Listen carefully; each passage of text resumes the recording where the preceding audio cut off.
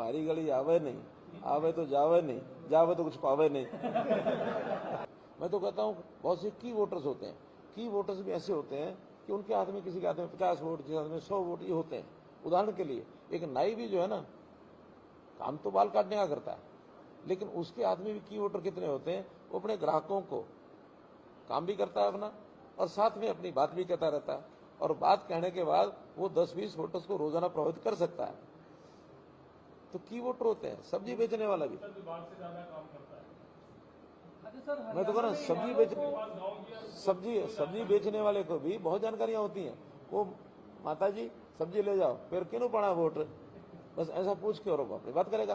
तो चुनाव एक ऐसी प्रक्रिया है, इसमें सब लोगों को सब छूट होती है। इतना ही है इस देश की ताकत, लोकतंत्र की ताकत, कि यहाँ स्वतंत्रता बहुत है।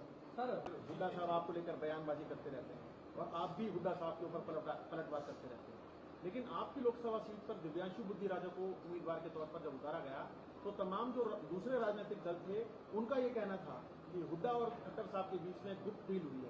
ये क्या डील है? अच्छा है कि हुड्डा साहब से पूछ लो आप। वो बताएंगे, क्योंकि मैंने तो नहीं, मैंने डील के लिए हाथ नहीं बढ़ाया। उन्होंने कोई बढ़ाने की कोशिश की हो और आगे के लिए कुछ उनके मन में हो कि चलो ऐसा खड़ा कर दो। पहली बात तो यह है कि वहां उन्होंने बहुत प्रयत्न किए, कई लोगों पर कोई खड़ा होने के लिए आया ही नहीं।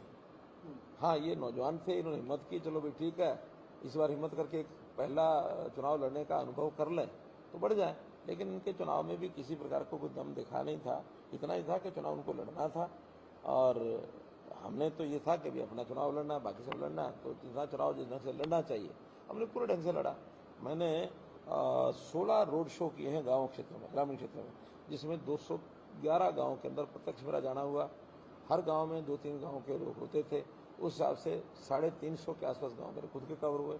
बाकी हमारी टीम ने किए, हमारे विधायक हैं, हमारे पार्टी के पदाधिकारी हैं, उन्होंने किए। कोई गांव हमने 567 शायद पंचायतें हैं, और ऐसे ही सब नगरों के जो वार्ड्स हैं वो भी कोई 150 वार्ड्स हैं। तो ऐसे कुल मिला के 700-750 इकाइयाँ, कोई छोड़ा नहीं है।